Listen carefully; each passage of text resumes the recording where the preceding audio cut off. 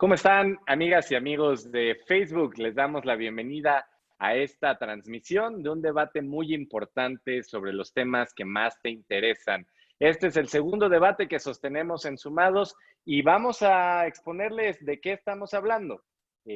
Como ustedes saben, esta plataforma surge para que estemos al pendiente y para que contrastemos las ideas de las voces jóvenes que se encuentran en este país haciendo trabajo por mejorar las cosas y por defender sus causas. Así que el tema que hoy nos ocupa es qué nos espera en la nueva normalidad, retos y perspectivas del México post-COVID-19.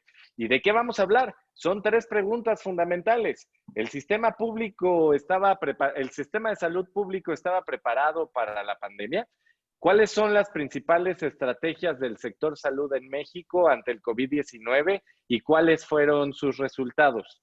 Y de acuerdo con las actuales cifras y tendencias de la pandemia, ¿estamos en tiempo de regresar a lo que le hemos denominado la nueva normalidad? Y algunos datos que tienes que saber es que este miércoles 3 de junio la Secretaría de Salud reportó que nuestro país superó la barrera de los 100,000 contagios, al ubicarse en 101,238 casos confirmados y también, lamentablemente, 11,729 defunciones. La pandemia no muestra señales de debilitamiento en nuestro país. Nos muestra señales, de debilitamiento en nuestro país. Muestra de ello es que el pasado martes se registró el mayor incremento de casos confirmados en un solo día, mientras que el miércoles fue también el día con más muertes registradas a causa del virus. Importante hacer la nota aclaratoria aquí que esta cifra ya fue aclarada por la Secretaría de Salud, que ha dicho que corresponde a una actualización de defunciones no registradas en el pasado. Y de acuerdo con la Organización Mundial de la Salud, este mismo miércoles México se convirtió en el tercer país en el mundo con mayor defunciones a causa del COVID-19 registradas en las últimas 24 horas, detrás de Brasil y Estados Unidos. En este contexto, el pasado lunes 1 de junio, el gobierno de México dio el banderazo de salida de la llamada nueva normalidad, la cual se trata de una estrategia de reapertura económica gradual y sectorizada. Dicha estrategia contempla la adopción de los lineamientos técnicos específicos para la reapertura de actividades económicas. Esto es el manual básicamente que hay que seguir para saber cómo poder regresar a las actividades comerciales, principalmente en medio de esta nueva normalidad. Y en cuanto a la crisis económica provocada por el COVID-19, aun y cuando se espera una contracción de la actividad económica superior al 7.5%, el gobierno del presidente Andrés Manuel López Obrador ha prometido generar 2 millones de empleos al final del año a través de programas como Jóvenes Construyendo el Futuro, el programa Sembrando Vida y el plan de contratación médica de enfermeras y enfermeros, entre otras cosas. Y para comenzar, quiero presentarles al panel de las personas que están hoy invitadas y vamos a comenzar con Camila Martínez de Morena. Bienvenida, Camila, un gusto tenerte de nuevo por acá. Buenos días, buenas noches, Paco, perdón, un encanto estar aquí otra vez en este programa con todos ustedes para discutir temas fundamentales como son la creación de una nueva normalidad más justa, basada en el cuidado y basada en la equidad de todas las personas. Muchas gracias, Paco. Muchas gracias, Camila. También se encuentra con nosotros Jen Islas. Ella es integrante del PRI. Jen, bienvenida. Hola, muchísimas gracias. De verdad estoy muy emocionada ahora de integrarme a este gran equipo. Sé que juntos vamos a poder debatir con mucho respeto, con mucho cariño, pero sobre todo, pues hablando en casa, hablando como se debe y diciendo las cosas como son. Muchas gracias, Jen Islas. Rodrigo Samperio, que él es coordinador nacional de Jóvenes en Movimiento. Bienvenido, Rodrigo. Muchas gracias, Paco. De verdad, gracias por el espacio. Te felicito mucho por esta iniciativa del programa y que pues lo más importante es, como dicen mis compañeros que me antecedieron o compañeras que me antecedieron, esto es para generar un debate que haga conciencia y que sea inteligente, sobre todo por el bien de que se haga una buena información para los que nos escuchan. Y muchas gracias, Rodrigo. También damos la bienvenida a una nueva panelista, una panelista estrella, Circe Camacho. Ella es diputada local en la Ciudad de México y ella es del Partido del Trabajo del PT. Bienvenida, Circe. Hola, muchísimas gracias. Buenas noches a todas y todos. Gracias por la invitación y bueno, esperemos que este debate nos sirva muchísimo pues, para construir no solo realidades, sino para poder consolidar, llegar a la verdad, que eso es lo más importante. Y también le damos la bienvenida a Mish Miranda. Mish, bienvenida otra vez. Muchas gracias, Paco. Un honor estar compartiendo panel con amigos y conocidos de que al final estamos interesados en asuntos públicos y bueno, que sea un gran debate. Muchas gracias, Mish Miranda. Y les voy a platicar sobre el formato del debate. Tenemos en la primera ronda, el invitado especial contará con 5 minutos, que está por incorporarse con nosotros, para hacer una presentación inicial. Cada panelista también contará con 2 minutos para realizar su primera exposición. En la segunda ronda tendremos un debate libre de hasta por 30 minutos, en el que las y los panelistas podrán debatir entre sí, así como realizar y contestar cuestionamientos. En la tercera ronda se le harán preguntas de la audiencia que serán respondidas en 10 minutos. Y en la ronda final, cada panelista contará con 2 minutos para desarrollar sus conclusiones. Este es básicamente el formato que seguiremos para la transmisión en vivo de Sumados. Así que, de nuevo, darles las gracias a nuestras panelistas y nuestros panelistas. Y ahora sí, estamos dándole la bienvenida a Antonio Atolini, que se está conectando a esta transmisión. Como ustedes saben, Antonio Atolini es una de las voces más destacadas de este proyecto que le han denominado a la Cuarta Transformación. Él es uno de los jóvenes protagonistas en el debate público y también hay que decirlo, uno de los protagonistas en las principales acciones en materia de salud pública que ha hecho el gobierno del presidente Andrés Manuel López Obrador. Actualmente es coordinador de vinculación internacional del Instituto Mexicano del Seguro Social, que bajo la dirección de Zoé Robledo. Antonio Atolini, bienvenido. Estamos muy contentas y muy contentos de tenerte con nosotros. Paco, ¿qué tal? Muchas gracias. Un saludo a ti, a todas las personas que nos acompañan, principalmente las personas también que están en Facebook Live. Y la verdad es que me da mucho gusto poder estar compartiendo un espacio con colegas, pero principalmente con amigos, porque en realidad a todos los conozco desde hace ya mucho tiempo y conforme fueron pasando los días, cada vez que me anunciabas que una persona se integraba, verdaderamente me llenaba de mucho gusto. Saludo a Circe, saludo a Mitch, saludo a Rodrigo, saludo a Jenny Islas, Waini y a todos los presentes en esta transmisión. Muchas gracias y a la orden. Muchas gracias, Antonio. Entonces vamos a comenzar con este debate. Les repito, son 3 preguntas base, no significa que nos vamos a limitar a esto, pero voy a repetir las preguntas. ¿El sistema de salud pública estaba preparado para esta pandemia? Lo segundo es, ¿cuáles son las principales acciones que se han tomado, las principales estrategias ante el COVID-19 y cuáles son sus resultados? Y la tercera es, de acuerdo con las actuales cifras y tendencias de la pandemia, estamos en tiempo de regresar a lo que le hemos denominado la nueva normalidad. Y les repito, en la primera ronda que estamos iniciando, el panelista invitado, nuestro invitado especial, Antonio Atolini, contará con 5 minutos para hacer sus primeros planteamientos y después habrá 2 minutos por cada uno de nuestros panelistas para sus primeras reacciones. Y de ahí pasaremos al debate libre. Así que, sin mayor preámbulo, Antonio Atolini, tienes la palabra hasta por 5 minutos. Bienvenido. Bueno, entrando directamente en detalle, francamente, un país como México, una economía global, número 15 a nivel internacional, formando parte de la Organización para la Cooperación y Desarrollo Económico, una economía global, un mercado que participa de la economía regional más importante del planeta, en un reciente aprobado Tratado de Libre Comercio, una economía boyante, vanguardista, globalizada, con la 14ª población total en el mundo.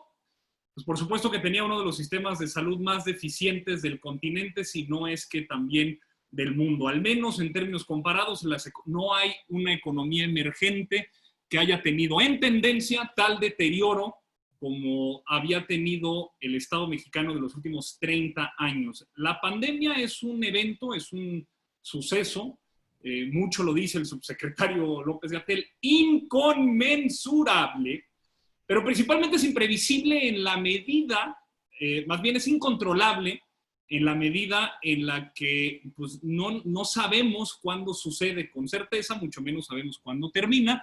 Sin embargo, podemos tener medidas y adoptar formas que reduzcan esa incertidumbre. La capacidad instalada hospitalaria, la cantidad de personal, hombres, mujeres, médicos, enfermeras, médicas, enfermeros, camilleros, personal de salud, neumólogos, anestesiólogos, nutriólogos, cualquier persona dedicada a la salud desde el plano académico o del servicio puede ser también un indicador, generalmente medido en una tasa por cada 1,000 habitantes. También, por supuesto, la estructura sociodemográfica. Hablo no solamente de la riqueza concentrada en un hogar, sino también todo el devenir de desarrollo personal e intrafamiliar, particularmente, por ejemplo, en las mediciones sobre nutrición infantil, desarrollo temprano, pubertad, adolescencia, y pues México también presenta uno de los más grandes deterioros, al menos en obesidad, hipertensión y diabetes, lo cual vuelve a esta población principalmente vulnerable a una enfermedad de las vías respiratorias. Entonces, desastroso como es, no estábamos preparados, no necesariamente podemos decir qué país sí, imprevisible, incontrolable e inconmensurable como es una pandemia, entendemos cierto nivel de incertidumbre y de márgenes que existen todavía, grados de libertad que se pueden manejar. Sin embargo, en términos estructurales, lo que sí es bien importante y creo que es fundamental entender la visión de este gobierno frente a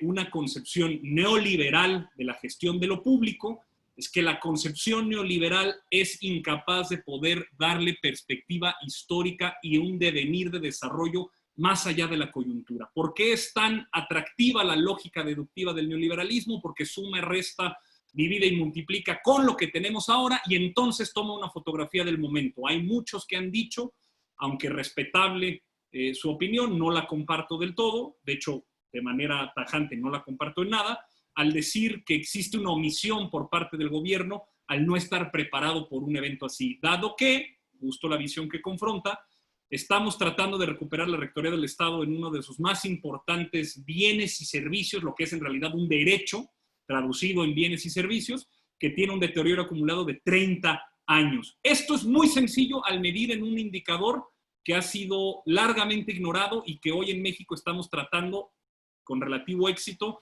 de mejorar. La cama censable por cada 100,000 habitantes. ¿Cuántas camas existen para que una persona pueda recibir una atención hospitalaria? Es el número más bajo desde 1982 en México y es un indicador sotanero dentro de países similares, al menos dentro de la Organización de la Cooperación y Desarrollo Económico.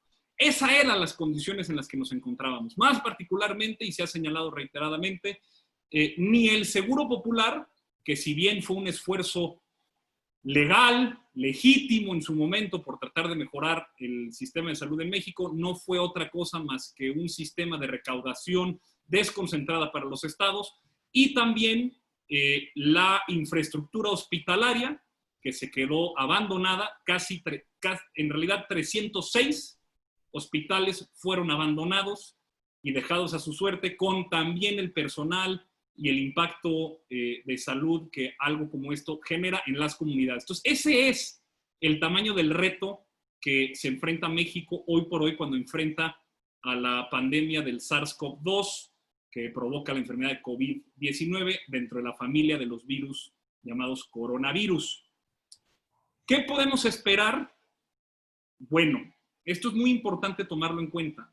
Estamos transitando de un modelo de gestión nacional a un modelo de gestión estatal. Y esto no es ningún invento, ocurrencia o alguna decisión tomada al margen, sino que responde al propio diseño del sistema de salud a partir de la nueva ley de 1997, en donde establece la descentralización del sistema en la medida, lo que en buen cristiano significa, que los estados, las entidades federativas, sus gobernadores, en este caso también gobernadoras, con la entidad de Sonora y la jefa de gobierno, y sus secretarios de salud o secretarias de salud, que existen muchos en este país, son autoridades sanitarias representadas y vinculadas al Consejo Nacional de Salubridad, que data desde los tiempos de Juárez, pero que existe, sesionó y dispuso medidas en donde estableció una serie de medidas, la primera y más importante, la Jornada Nacional de Sana Distancia, y ahora, desde el 31 de mayo, establecemos la nueva ruta para la llamada nueva normalidad. ¿Qué significa eso? Es mantener un semáforo epidemiológico de 4 etapas, en donde las autoridades sanitarias, en la medida en la que un fenómeno como este no es ni sincrónico ni homogéneo. ¿Qué significa eso? No sucede igual y al mismo tiempo en todo el país. Por lo tanto, la posibilidad de flexibilizar y modificar las disposiciones de salud pública permiten a los estados poder atender sus necesidades de acuerdo a la condición particular y específica que se encuentran en la pandemia. Dicho lo anterior, creo que existe un vasto espacio de discusión y análisis para poder entender, porque creo que hay un fenómeno particular, y aquí sí lo aporto más allá de lo que ha dicho el subsecretario López-Gatell, en términos de mi experiencia como coordinador de vinculación internacional y como usuario de estos medios de comunicación alternativo. Creo que el fenómeno particular que presenta una situación como esta es la capacidad casi al segundo de poder estar interconectados con realidades paralelas y simultáneas de países que están sufriendo la misma situación de crisis sanitaria, sin embargo, con condiciones sociodemográficas, epidemiológicas, de salud pública distinta, lo cual no necesariamente resulta en una mejora de la discusión pública. Sucede que a veces se enturbia en la medida en la que es un fenómeno complicado y difícil de atender. Cuando comparamos por qué un país está haciendo lo que está haciendo en el momento en el que está haciendo, pruebas, medidas de mitigación o de contención, regreso a la nueva normalidad, y otros países que asumimos comparables a partir de índices, a partir de disposiciones internacionales, está haciendo otra cosa. Eso yo creo que es el fenómeno particular que presenta, al menos para la discusión pública, esta situación, cosa que no había sucedido en México, al menos, pues en 2009, donde fue la última situación de crisis sanitaria de esta magnitud. Hemos tenido otras, el virus del chikungunya, del Zika, el propio dengue, pero digamos, de esta magnitud, desde 2009 acá, 10 años después, 11 años, el fenómeno es completamente distinto. El mundo atraviesa pandemias. Esto es un fenómeno que además pareciera excepcional por su tamaño, pero es parte de un ciclo casi natural o inherente a al propio desarrollo de nuestro ecosistema. Los coronavirus son una forma de contagio que ha estado recurrente. Recordemos en 2002 SARS, la gripe porcina, la propia gripe aviar, en fin. Creo que ese es el espacio de discusión más interesante y quedo a sus órdenes y le agradezco mucho el tiempo y a todos su paciencia para escucharme. No, muchas gracias, Antonio. Creo que va a surgir en intercambios bastante interesantes. A partir de lo dicho, queremos agradecerte mucho y también al público que nos está viendo en este debate que se sostiene totalmente en vivo. Y bueno, Antonio ha arrojado la magnitud de la emergencia sanitaria por la cual estamos atravesando en este momento y también ha hecho un planteamiento sobre el deterioro al sistema de salud heredado, por decirlo, por gobiernos anteriores. Así que vamos a darle la palabra para su primer planteamiento en un tiempo máximo de 2 minutos a Jennifer Islas. Ella es integrante del PRI, del Partido Revolucionario Institucional. Jen, hasta por 2 minutos, por favor. Ante esta nueva normalidad, las abrazo a distancia. Para conocer debemos aclarar que ningún sistema de salud estaba preparado para una pandemia como la que estamos viviendo. Y considero que todavía estamos a tiempo. Necesitamos reforzar las medidas preventivas y la verdad, yo las veo muy relajadas por parte de los ciudadanos. Tenemos que recalcar la responsabilidad que todos tenemos. Siendo objetivos, no puede caer todo en el gobierno. Estamos en una crisis no solo sanitaria, sino económica. Y mientras más dure la crisis sanitaria, mayor va a ser el daño social y económico. No veo un sector que no esté vulnerable ante esta pandemia. Por supuesto, todos coincidimos que la prioridad es salvar vidas, pero ¿con qué cara le decimos a las personas que se queden en casa cuando su respuesta es o me muero de COVID o se mueren mis hijos de hambre? Sería inhumano lucrar con esta pandemia políticamente.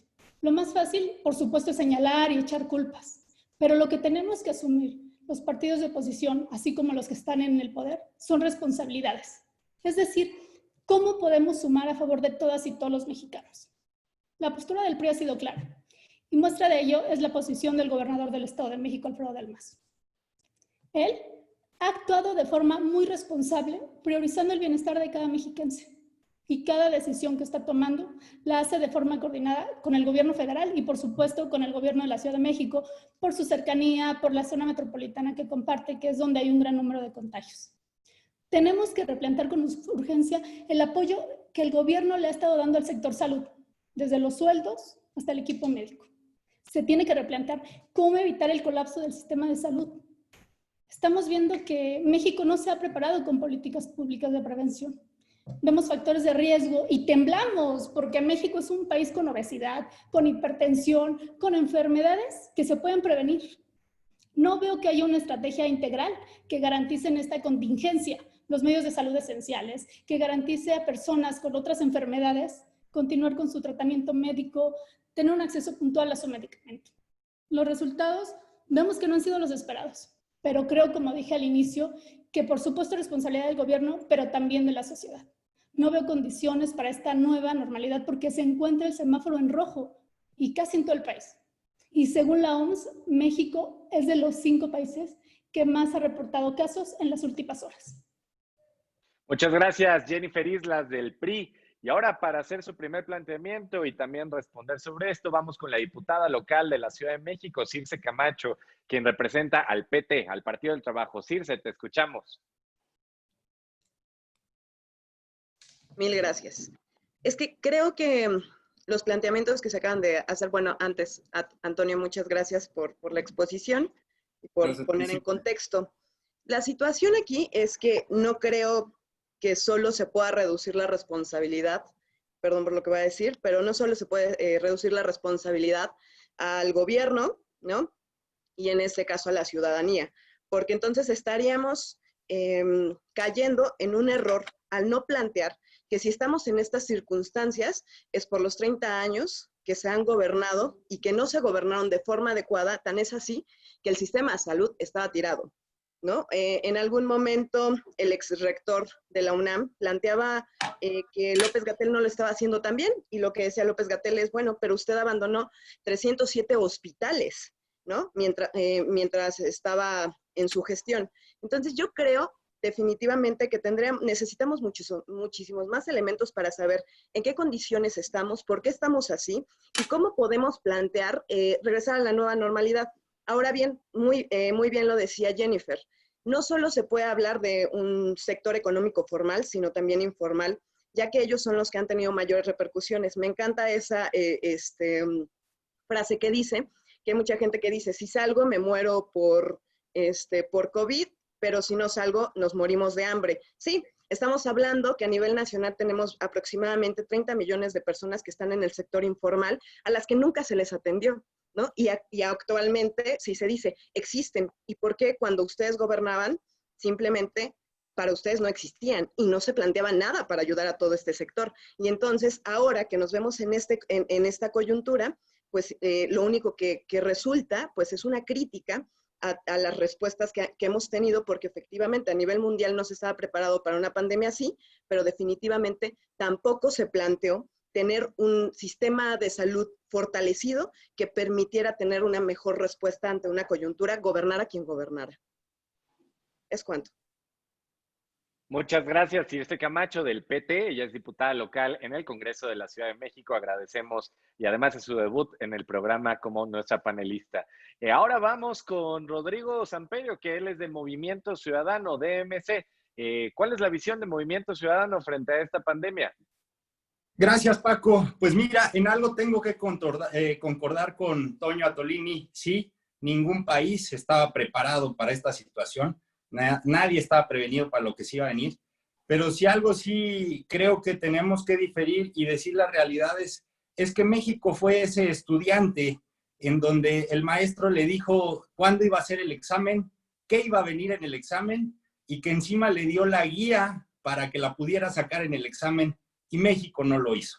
El gobierno de México no lo hizo y desafortunadamente tenemos las evidencias. El presidente el 17 de marzo desestimó la pandemia invitando a cubrirnos con amuletos y diciendo que eso se iba a detener.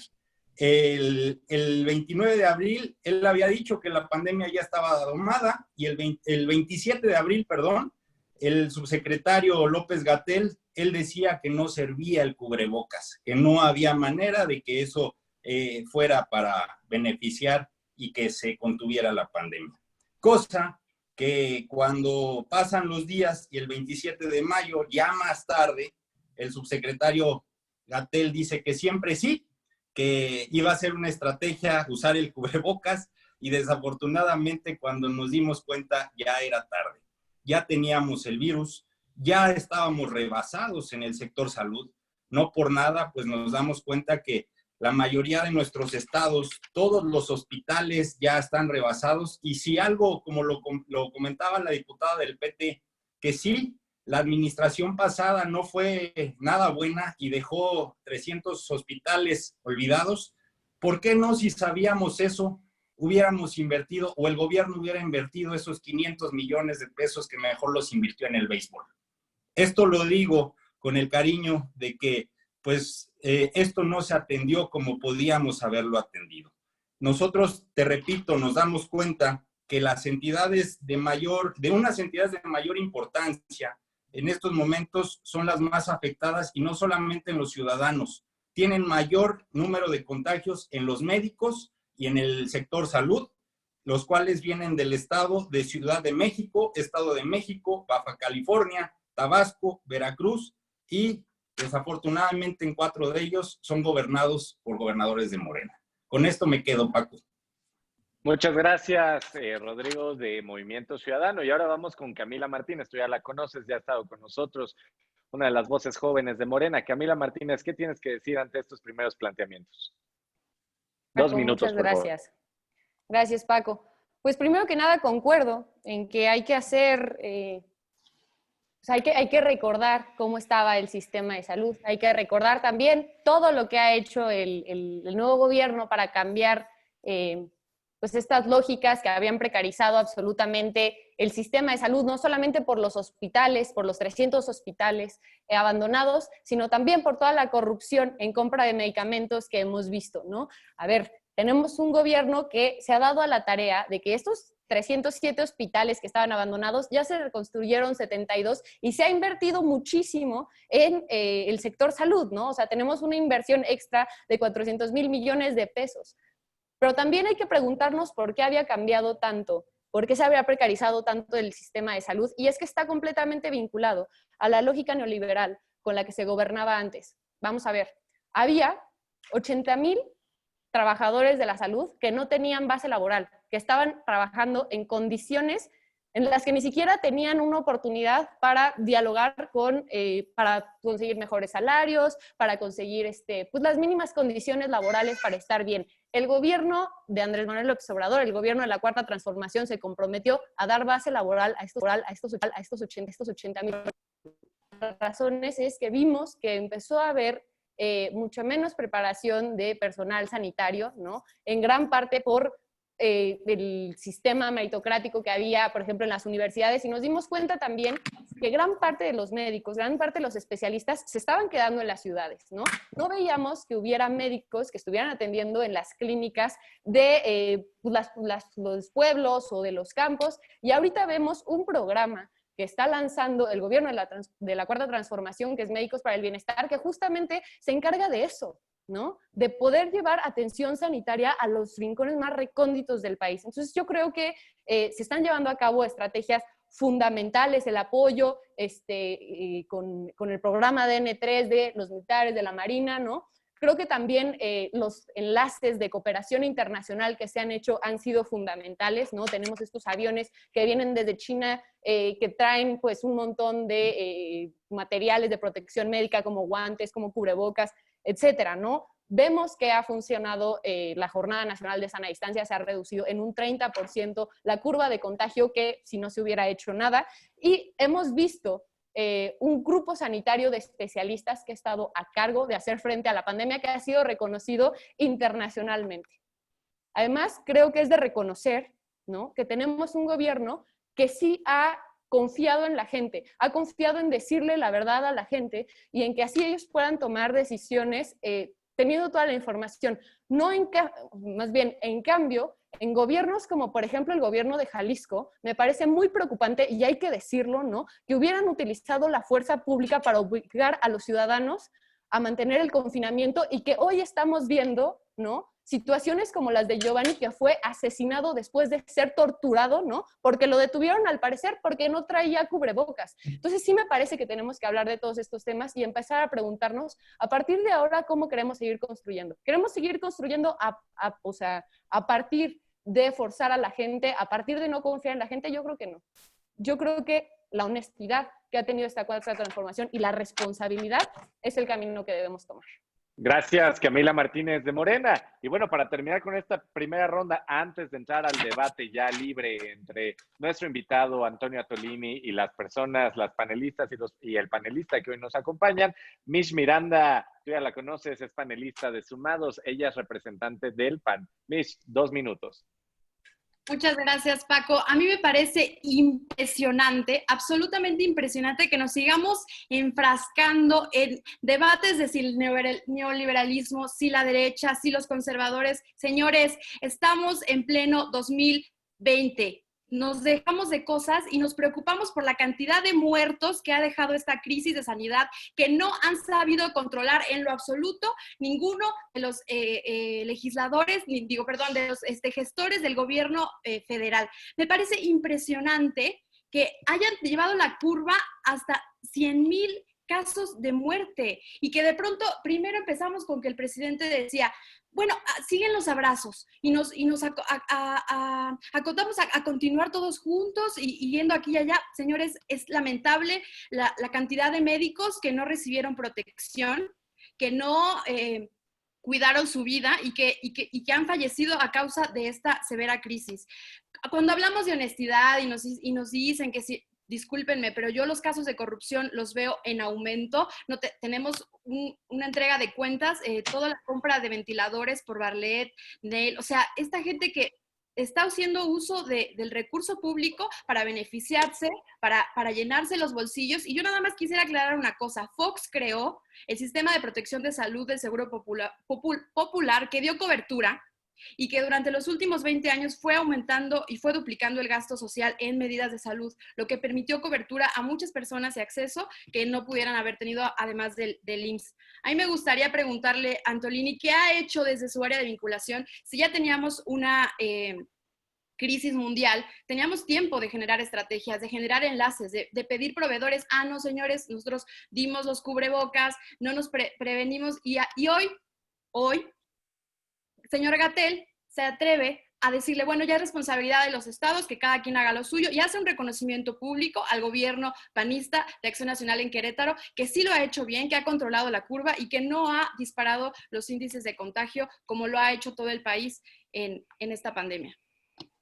Muchas gracias, Mish Miranda del PAN. Y entonces así terminamos con los primeros planteamientos de este debate bastante intenso sobre la situación de salud que atravesamos como país. Vamos a la segunda etapa de este debate, donde ya será un debate abierto. Le voy a pedir a las panelistas y a los panelistas que desactiven sus micrófonos y que cuando quieran usar la palabra simplemente levanten la mano, pero vamos a comenzar con Antonio Atolini. También les pido que seamos breves en esta etapa, tendremos 25 minutos para repartir entre todas y todos y sobre todo para que para nuestro invitado especial, Antonio Atolini, pueda hacer los planteamientos que amablemente va a hacer en este programa. Y la primera palabra es para Antonio, para que haga sus reacciones sobre lo dicho. ¿Cómo estamos respecto a los planteamientos que se han hecho? ¿Correctos o incorrectos? Antonio Atolini. Muchas gracias, Paco, y agradezco a todas las personas que se han tomado el tiempo para poder formular dentro de sus cuestionamientos pues una visión de mundo que entiendo está motivada siempre por los mejores intereses. Sin embargo, creo que hay veces que adolece de no contar con toda la información disponible o quizá a un sentido de memoria selectiva, en tanto que pareciera que algunos de los comentaristas aquí presentes no han sido actualizados en la información que al menos por los últimos 3 meses ha sucedido. Me permití anotar algunas reacciones a los cuestionamientos, a los posicionamientos de mis compañeros, colegas, amigos, hombres y mujeres de buena voluntad. Si omito mencionar alguno, por favor, discúlpenme, no es negligencia, fueron muchos en poco tiempo y estoy aquí a sus órdenes para poder atenderlos. Quisiera empezar por el final, por Michelle Miranda, quien pareciera en efecto que el tiempo no ha pasado, ya que hace señalamientos sobre declaraciones del presidente de hace 3 meses, sin tomar en cuenta un elemento fundamental en la atención de una crisis sanitaria epidemiológica y particularmente de una enfermedad de las vías respiratorias. Es muy importante tomar en cuenta que en la gestión de lo público, cuando tenemos una dimensión del país como el que tenemos, con las complicaciones tanto de su diseño institucional como de las características y las comorbilidades de la población, se involucra mucho un factor psicológico fundamental en la gestión del riesgo, que es el horizonte temporal. López-Gatell ha mencionado este ejemplo muchísimas veces, pero no importa, lo volvemos a repetir hasta que quede claro. Este fenómeno se llama la compensación del riesgo. Si bien el presidente tuvo declaraciones el 17 de abril, en la medida en la que todavía no existía la Jornada Nacional de Sana Distancia, son 6 días después en las que las autoridades sanitarias, quienes han tutelado esto desde el 3 de enero que empezaron las preparaciones específicas para esta situación, establecieron la Jornada Nacional de Sana Distancia y todos, absolutamente todos, incluido el presidente, acataron las medidas de mitigación que establecía la jornada. Los equipos de protección personal, en efecto, han sido un problema. Quiero nada más aclarar de manera muy puntual, el área de vinculación internacional está absolutamente alejada de la sección y de las prerrogativas de compras y adquisiciones, ya que esta depende del Departamento de Administración y no de la Dirección de Vinculación Institucional y Evaluación de Delegaciones, de la que forma parte. Si quiere, después, compañera, pudiéramos platicar sobre las medidas específicas que mi área tiene a su cargo. Sin embargo, la compra de insumos, cuales sean estos que usted considere, no está dentro de las prerrogativas de mi encargo. Y disculpe en diferir en la manera en la que usted se refiere a las medidas en las que el subsecretario López-Gatell ha establecido en la nueva semaforización. Usted remite a un atrevimiento, como si el subsecretario se atreviera.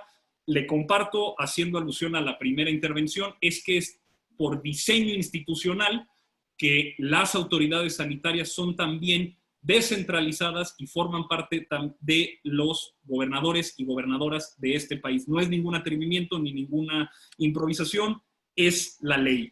Regreso con el compañero Rodrigo, a quien aprecio muchísimo que haya hecho una cronología tan exacta y específica sobre los días en los que el presidente ha hecho declaraciones. Es importante estar atendiendo lo que el presidente diga como primer mandatario del país. Sin embargo, complementaría que la prioridad o el criterio de evaluación que ha establecido este gobierno a partir del modelo de vigilancia epidemiológica que optó, que es el ya muy famoso modelo Centinela, ha sido prever, evitar y controlar en la medida de lo posible la saturación hospitalaria, en tanto es el factor más importante para proteger y promover la vida de los ciudadanos en una situación así.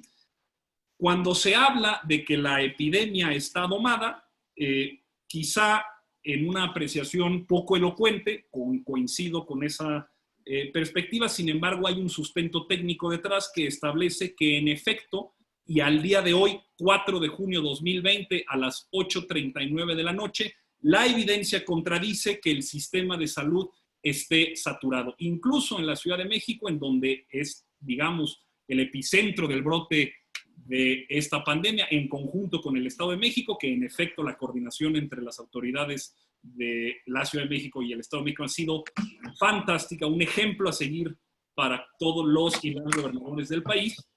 No está saturado. Actualmente el uso y la capacidad instalada de unidades de cuidados intensivos, hoy por hoy en la Ciudad de México está al 69%, ni cerca de estar saturado.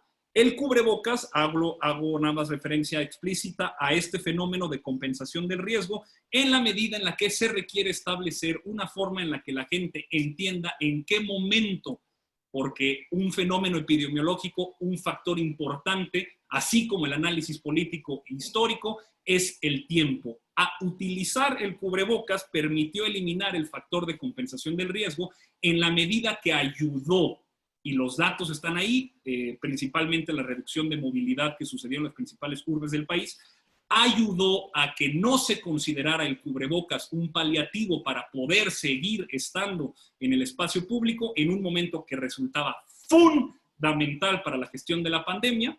Y en cambio, ahora que la Jornada Nacional de Sana Distancia termina y pasamos a una semaforización estatal, dependerá de las autoridades sanitarias su recomendación o no del cubrebocas. Sin embargo, el común denominador a las diferencias que pueda haber en recomendaciones es que en efecto no hay todavía ningún sustento técnico que establezca que el cubrebocas ayuda en mayor o menor medida a la transmisión. Quizá pueda servir en la medida en la que se tome en consideración otro tipo de cosas, la sana distancia, no estar fuera de casa más tiempo del debido y recordar que seguimos en gestión de pandemia y que en efecto, como bien señala mi compañera, colega y amiga Jenny Islas, el semáforo sigue en rojo, por lo que requiere todavía una medida de quedarnos en casa. Y es también importante lo que mencionaba, y termino con ella, no sé si me esté faltando alguien, sin embargo, reconozco los posicionamientos tanto de Camila como de Circe, con quien concuerdo en mayor medida.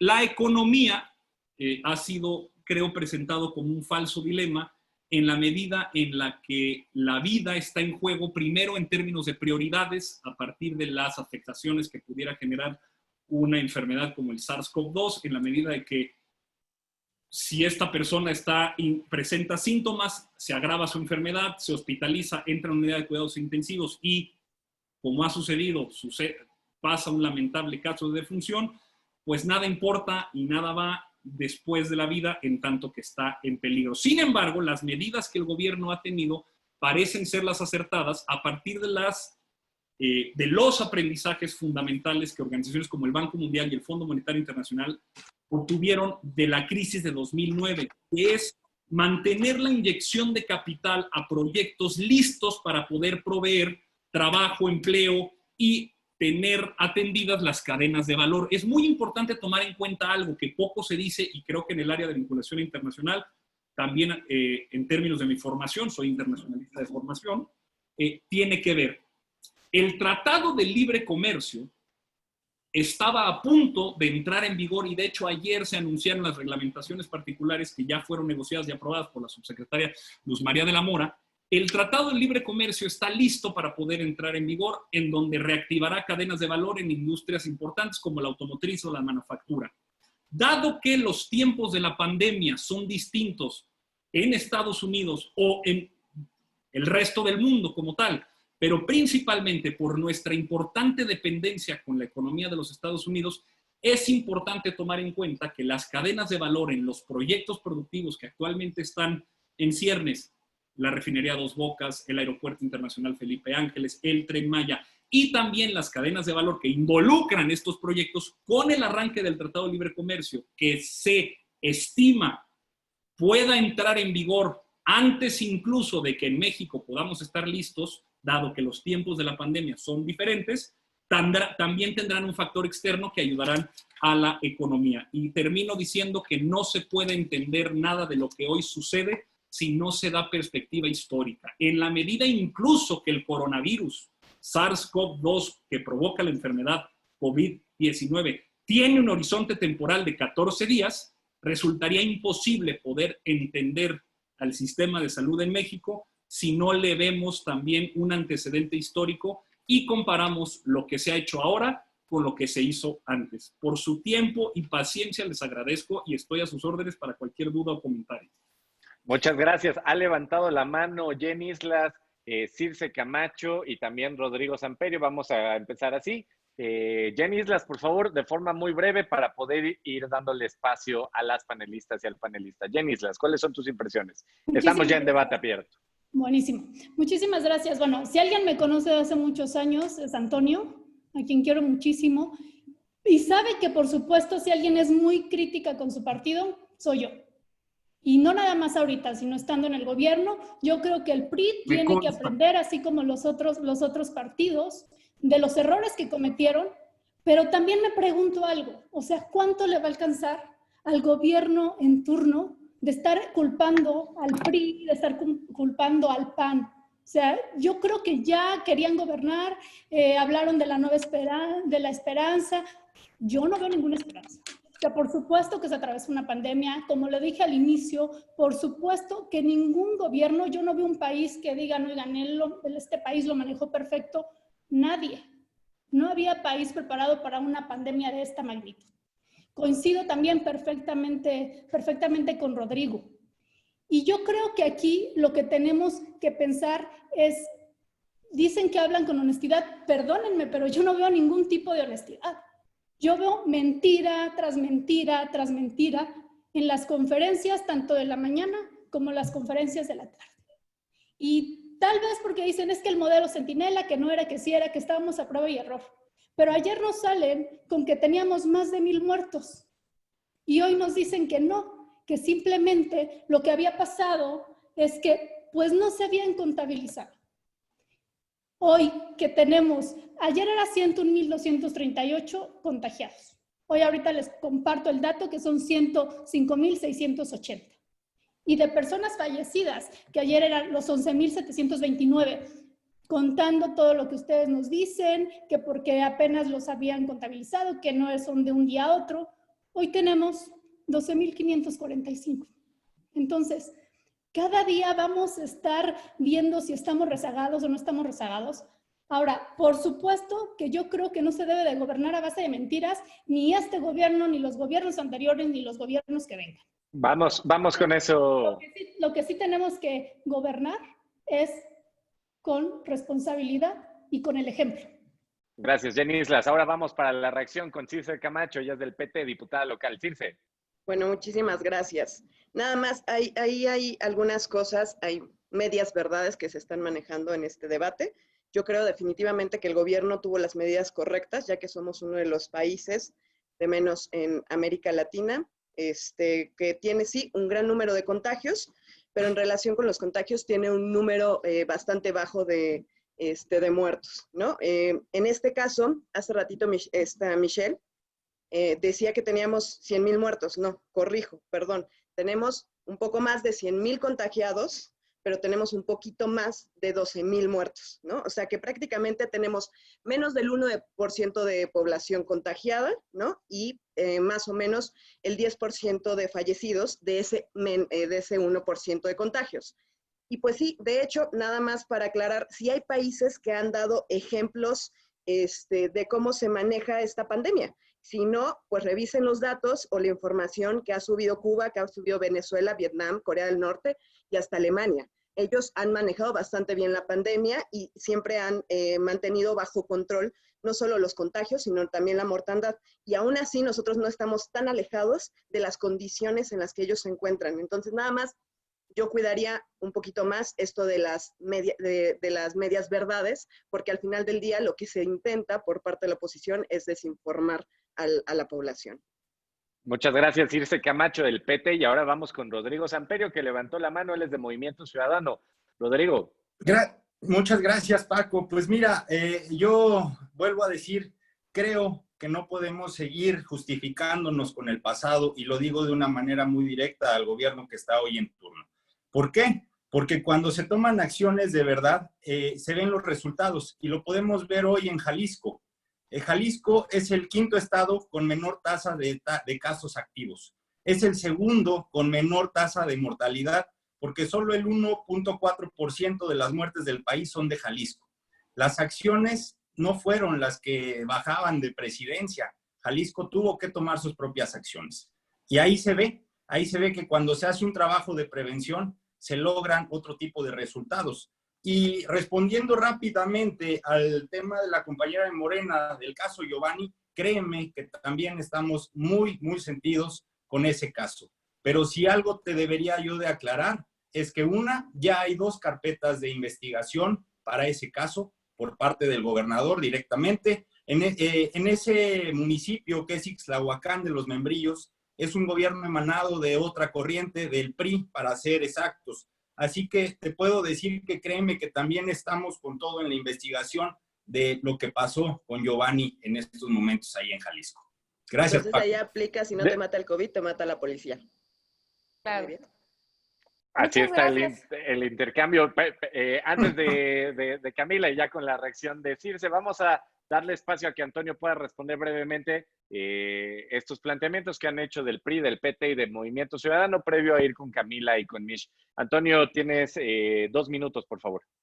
No creo que haya ninguna evidencia contundente que pueda, sin ánimo de polemizar, últimamente seguimos todavía en un momento en el que se requiere la colaboración de todos y de todas, principalmente de las autoridades sanitarias. Sin embargo, difiero que pueda ser considerado un caso de referencia lo sucedido en Jalisco, en particular por la gestión en que la información que el gobernador Enrique Alfaro ha establecido. El músculo social se cansó rápidamente al establecer falsamente medidas de contención y mitigación que establecían horizontes temporal tan cortos y tan inservibles en términos técnicos como los 5 días famosos en donde estableció una cuarentena. Estará en él la responsabilidad de haber reabierto el sector económico que ha estado él ya promoviendo a partir de que la semaforización establece ya la responsabilidad de los estados, pero la evidencia, al menos de la información que se tiene por las autoridades sanitarias, tanto federales como locales, pues es tan clara como que ningún estado está fuera de un nivel máximo de contagio, salvo Zacatecas, incluido, por supuesto, Jalisco. Me parece, Jenny, regresando contigo, que, y en realidad, se los digo a ustedes, se los digo en compartirlo a todos, estamos viviendo la peor crisis sanitaria de un siglo.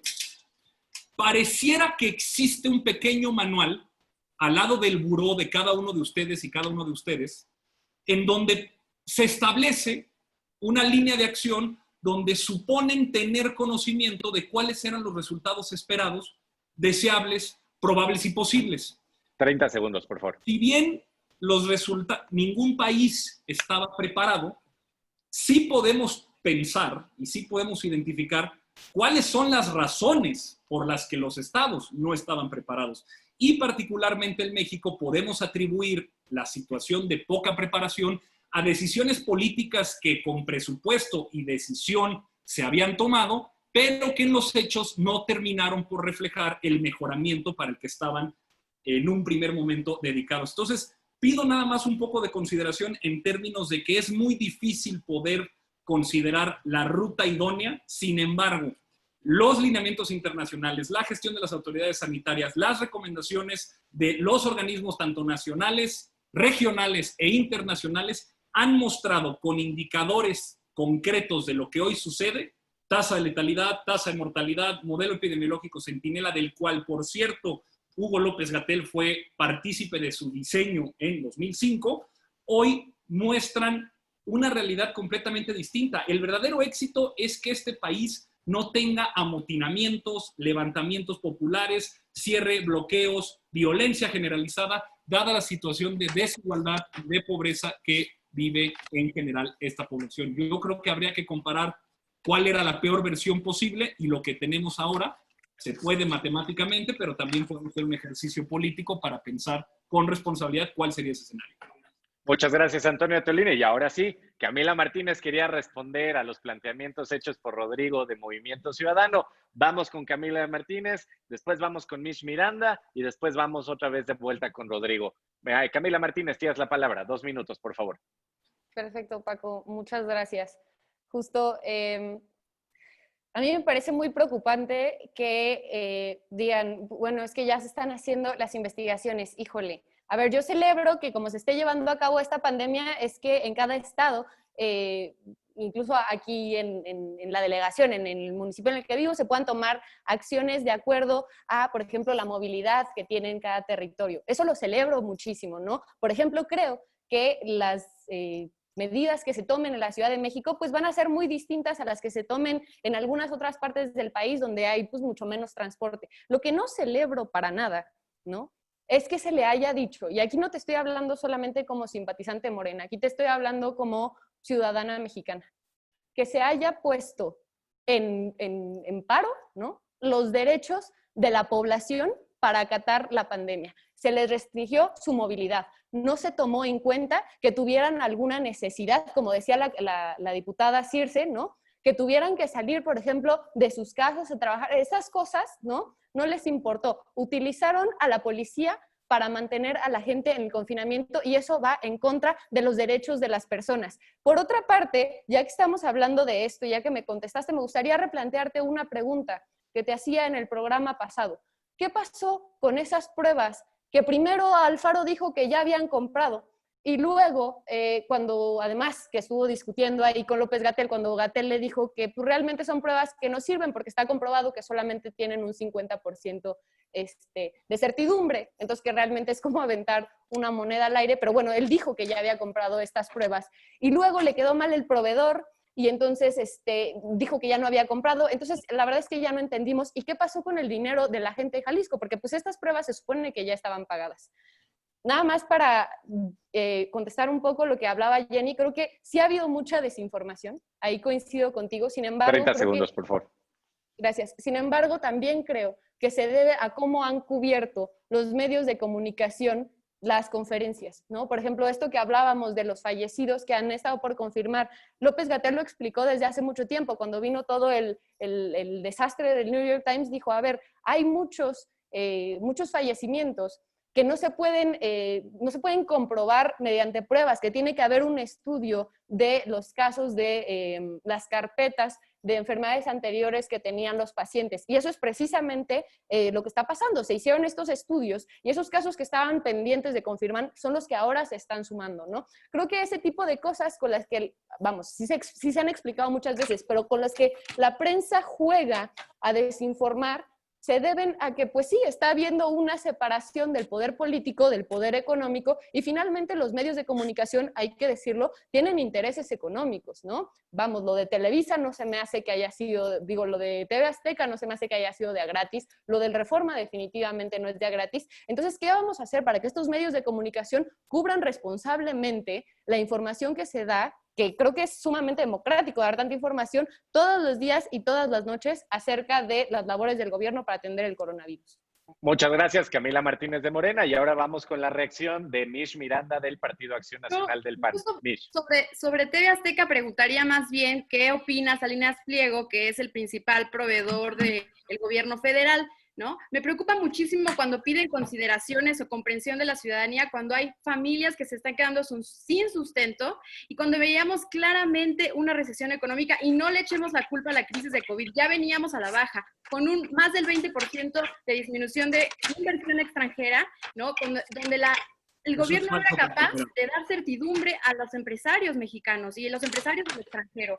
La pandemia no la han sabido controlar y me sigue pareciendo sumamente grave que sigan desprestigiando la opinión pública y la capacidad de crítica de las personas que viven en este país. Yo no me atrevería a llamar al periodismo como un desastre, porque ese desplegado de New York Times simplemente es un acto periodístico y yo sí pediría que dejáramos de desprestigiar el trabajo de información y de mantener informada a la ciudadanía y que nos pongamos a trabajar y nos pongamos a hacer lo que nos toca, que es cuidar a la ciudadanía mexicana y dejarnos de juegos. Así que bueno.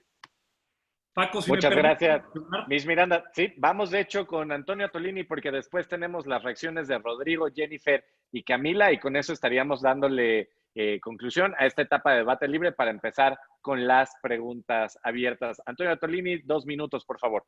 No es cierto que se haya caído la inversión extranjera directa, los datos están medidos ahí, comparables en el tiempo por trimestre. Es un dato que simplemente carece de validez. No hubo miedo ni hay miedo de inversionistas en la medida en la que hace 3 semanas se colocaron casi $6,000 millones en bonos gubernamentales, que la demanda fue tal que tuvieron que aumentar incluso la cantidad ofertada. Es muy distinto estar leyendo las encuestas de supuestos inversionistas que forman parte de los consejos de administración en oficinas acomodadas en la Ciudad de México o en distintas capitales del mundo y realmente ver qué es lo que está haciendo el capital internacional. Y esto además no lo estoy yo diciendo porque tenga información privilegiada. Esto fue la declaración pública que el secretario de Hacienda hizo conforme a los datos de la misma secretaría hace apenas 2 semanas en un espacio de televisión nacional. Entonces, Es importante que no perdamos la calma.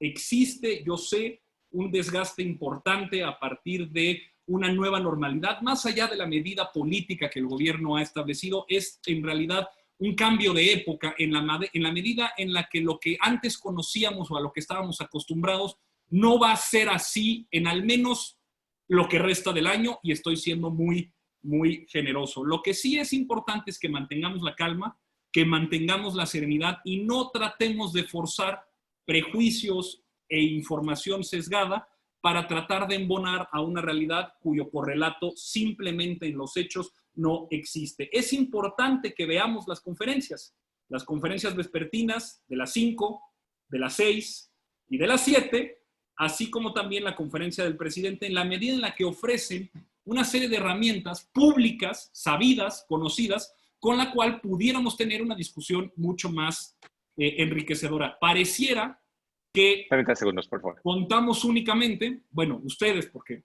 nosotros no, pero pareciera que ustedes cuentan con un martillo y solo cuentan con un martillo. Si tienen una herramienta, solamente una, pues cualquier utilización de la herramienta, pues les va a parecer que todo es un clavo, porque es lo único que tienen. La diversificación de las herramientas conceptuales es importante para verdaderamente proceder a un debate. Si el modelo de vigilancia epidemiológica Centinela, si la tasa de letalidad se construye o no con casos activos, si existe o no un rezago económico medido a partir de indicadores que hoy el mundo está dejando en desuso, pero pudiéramos diseccionar. Antes, ya había un rezago económico, eso es claro, y estaba desde febrero y enero. Rezago es distinto a crisis, Michelle. Que después se va a convertir en una crisis de la que no nos vamos a poder recuperar, evidentemente. Cuando no hay medidas, no se puede. Cuando no hay planeación, no sucede. Claro, pero ahí no puedes, no puedes descontextualizar. Cuando tenemos una realidad globalizada y una economía globalizada, cuando hay una situación económica a nivel mundial, por supuesto nosotros tenemos repercusiones, pero si no, tenemos un análisis completamente limitado. O sea, los últimos datos dicen que los únicos países que van a tener un crecimiento económico va a ser Vamos. Voy aquí a... No puede ser posible que ahora resulta que solo México va a tener un conflicto económico, por favor. Camacho está concluyendo su idea. De ahí entiendo que Mitch Miranda quiere también hacer una anotación. Circe, ¿quieres abonar algo más? Si me permiten nada más decir una cosa nada más y termino. Antonio, para que después Mitch Miranda pueda terminar su idea que está planteando, por favor. Carezco de las herramientas proféticas y de avisoramiento del futuro que Michelle dice tener, en tanto que suponía una crisis económica derivada de la gestión exclusiva y específica del gobierno. Si ese es el caso, por favor, dígame qué número de lotería saldrá este domingo y corro a comprar el boleto. Vamos con Mitch Miranda, ella quiere responder sobre esta idea. Por favor, antes de pasar a la participación de Rodrigo y Jen ya sobre los planteamientos. Apelo a que haya resultados, a que la gente se encuentre bien, a que la ciudadanía pueda tener sustento en su casa y a que hagan las cosas como tienen que hacerlas, porque querían un espacio de gobierno y creo que ya lo tienen. Dejemos de echarle la culpa a los demás y pongámonos a trabajar, es lo único que quiere México, y adelante. Vamos con Rodrigo Samperio de Movimiento Ciudadano y después con Jennifer Islas del PRI. Gracias, Rodrigo Paco. Samperio. Gracias. Rápidamente 2 puntos. Uno, que hay una situación con el gobierno que la verdad creo que todos tenemos, y el gobierno siempre ha caído en la incongruencia. Cuando este gobierno siempre ha dicho que primero los pobres, desafortunadamente sus actos lo han dicho que pareciera que no. Apenas el gobierno o la Comisión de Electricidad le hizo el corte a 500,000 familias por no haber podido pagar su recibo de luz por, ahora sí que los platos rotos de esa pandemia. Pareciera que no hubo la sensibilidad de saber que niños se quedaron sin clases en línea, que las amas de casa en su refrigerador, la poca comida o la que tuvieran se les pudo echar a perder, y que si hay algunos enfermos en casa que necesitaran algún aparato, pues no lo iban a poder usar.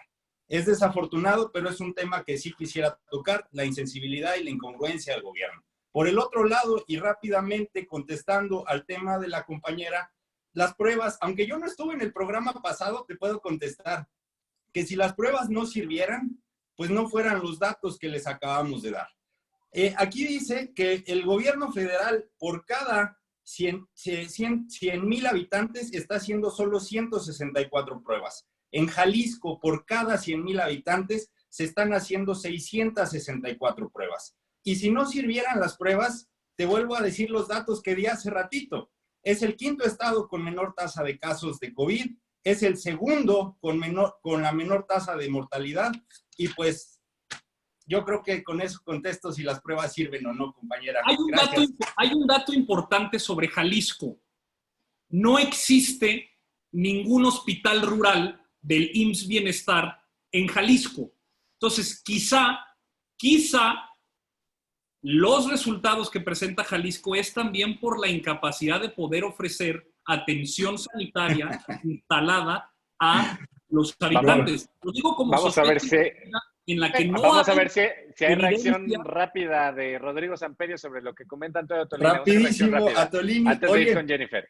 Pero tú lo acabas de decir, en Jalisco, y lo puse en los otros datos, de los 5 estados que tienen la mayor demanda del sector salud, donde inclusive se les ha manifestado los doctores pidiendo material, ahí no entra Jalisco. Son 4 gobiernos que vienen emanados del partido del poder. Entonces, si hubiera esos problemas, creo que se notaría. Claro, vamos a cerrar este tema rápido para ir con Jennifer Islas, porque se nos acaba el tiempo. Jennifer Islas, por favor, tu última participación dentro de esta ronda de debate abierto del PRI. Jennifer Islas. Yo coincido con Camila, las fake news nos están invadiendo a todos, pero de lo que estoy diciendo es porque yo sí me aviento la mañanera, yo sí me aviento también las conferencias de las 6 y de las 7. Entonces no podemos echarle la culpa a los medios de que están malinformando. O sea, lo que te estoy diciendo es que dicen una cosa en la mañana, dicen una cosa en la tarde, dicen una cosa en la noche y al otro día dicen otra cosa diferente. Yo creo que cada estado tiene su propia particularidad. Estamos viendo el tema de los semáforos, pero ¿saben qué? El tema de los semáforos ni los gobernadores lo entienden. Ni los gobernadores tienen claro. En Querétaro se está entendido, somos el 4º estado con contagios y hemos tenido un control suficiente en las entidades de frontera de los estados. No dejamos entrar a alguien que tenga fiebre, no. En particular en Querétaro no. No sé, es que no se entienden y no se ponen de acuerdo. El gobierno federal dice que debe ser de una forma el semáforo. Los estados, ahí está el ejemplo, dicen que deben de ser de otra forma. Y entonces desde ahí creo que tenemos que poner un gran orden. Yo creo que Rodrigo tiene mucha razón. México perdió una gran oportunidad de prevenir muchas muertes. Querido Antonio, quiero que sepas que no le podemos pedir a las familias de las personas que están con COVID afuera de los hospitales que mantengan la calma, que nos tengan paciencia, porque se están muriendo. Entonces, pues me queda claro, yo lo dije desde el inicio, que ningún gobierno está preparado, por mucho que digan que unos sí han sido exitosos y otros no. Mientras haya una sola muerte, no hay un gobierno que esté preparado para algo así. Muchas gracias, Jennifer Islas. Si quisiera nada más un segundo más. Y el tema del INSABI a mí me preocupa mucho porque es algo que yo he vivido en carne propia. En municipios del Estado de México, en mi municipio, un municipio pequeñito que se llama Nopaltepec, iban a cerrar las casas de salud porque el INSABI dijo que era muy poquita gente, que no tenía caso que los tuvieran abiertos. Y entonces que la gente se fuera caminando de ahí a la cabecera, que son muchísimos kilómetros, porque el INSABI no tenía capacidad para seguir manteniendo esa casa de salud o esos centros de salud. Concluyo con eso. Muchas gracias. Vamos con 30 segundos para Camila Martínez por alusiones personales y con ella terminamos esta ronda. 30 segundos, te lo ruego, suplico, Camila Martínez de Morena. Ok, me voy a apurar. No, pues yo nada más quería contestarle algunas cosas a el compañero Rodrigo. Primero creo que pues está tomándonos el pelo, porque las pruebas que quería comprar el gobernador de Jalisco, Alfaro, pues eran pruebas que no eran las aprobadas por el gobierno federal, pues no eran las que se ha comprobado a nivel internacional que sí sirven, eran unas pruebas chafitas en las que quiso gastar el dinero de la gente, al parecer sí lo gastó, le quedaron mal y ¡pum!, ese dinero desapareció. Pero también pues quiero remarcar que no es la primera vez que Alfaro reprime a la gente, ¿no? Tenemos también la represión a la manifestación de los estudiantes cuando subieron el precio del transporte y finalmente me preocupa mucho que digan que no se está poniendo primero a los pobres con el gobierno de la Cuarta Transformación, porque yo creo que eso no es cierto. Yo creo que por primera vez vemos un gobierno que no sabe de FOBAPROAS, que no sabe de pagar la deuda de los privados con el dinero de Entonces la gente, te estás retractando de un dicho espérame, de tu presidente. Vamos a concluir. Que no sabe de FOBAPROAS. No, y que lo que sí está haciendo es dar, por ejemplo, ahorita espero que Antolini, que es el especialista en eso, nos hable un poco, pero están dando todos los créditos a pequeñas empresas, están dando todos los créditos a las trabajadoras del hogar, es decir, sí está habiendo muchos incentivos para reactivar la economía de las familias y eso es lo que me parece más importante en este momento. Muchas gracias, Camila. Muchas gracias, Camila Martínez de Morena. Y con esto damos por terminada esta ronda de debate libre, la segunda ronda. Les agradezco mucho a las personas que nos han seguido. Les quiero comentar a las panelistas y a los panelistas que hemos estado arriba de los 270 views. Nos hemos mantenido, hemos llegado a un pico de 320 también. Quiero agradecerles a todo el público que ha estado aquí con nosotros, que ha estado viendo este debate. Ya vamos un poco, se ha alargado un poco el debate, pero se ha puesto buenísimo. Así que vamos con la segunda fase, que son la ronda de preguntas. Les voy a suplicar que para que en las conclusiones podamos mantener un intercambio todavía muy nutrido, seamos muy breves con las respuestas. Así que voy con la primera y es para Circe del Partido del Trabajo del PT. Le pregunta a Eduardo Gutiérrez, como diputada, ¿qué hace al respecto por el sector informal en Xochimilco? ¿Ha presentado alguna iniciativa o punto de acuerdo en este sentido para apoyar al regreso a la nueva normalidad? Circe Camacho, por favor, de forma breve. Muchísimas gracias. De hecho, esa pregunta es bastante interesante porque este equipo tiene mucha relación con ese sector, no solo en Xochimilco, sino en gran parte de la Ciudad de México. Y lo que hemos hecho junto con el PES y algunos otros partidos es presentar algunos puntos de acuerdo para que se hagan mesas de diálogo entre el gobierno de la Ciudad de México y este sector y se encuentren las vías adecuadas o correctas para poder apoyarlos y que ellos no tengan que salir a exponer sus vidas. Y bueno, ante eso hay muchas personas de este sector que pueden dar, digamos, que pueden constatar esto y lo mismo, pues igual yo les pediría que pudiéramos subir algunos videos que se hicieron, que prueban toda esta lucha que hemos emprendido, que por más que nosotros somos aliados del gobierno, tampoco podemos evadir, ¿no? Y tampoco podemos ignorar las necesidades que tienen los ciudadanos y nuestra prioridad es representarlos a ellos y por eso mismo hemos dado esta batalla que en algunos casos, en mayor o menor medida, hemos podido avanzar. Muchas gracias, Circe Camacho, diputada del PT en la Ciudad de México. Pregunta para Antonio Atolini. ¿Por qué el subsecretario Antonio López-Gatell ahora promociona el uso de cubrebocas y él primero en mostrarse ajeno a la instrucción y sin usarlo es el presidente de la República? Recientemente visto en eventos del Tren Maya sin las medidas sanitarias. Antonio Atolini. No existe todavía ningún sustento técnico que establezca una causalidad directa y aunque se ría Rodrigo, pues no existe y si lo tiene, le invito a que me lo muestre.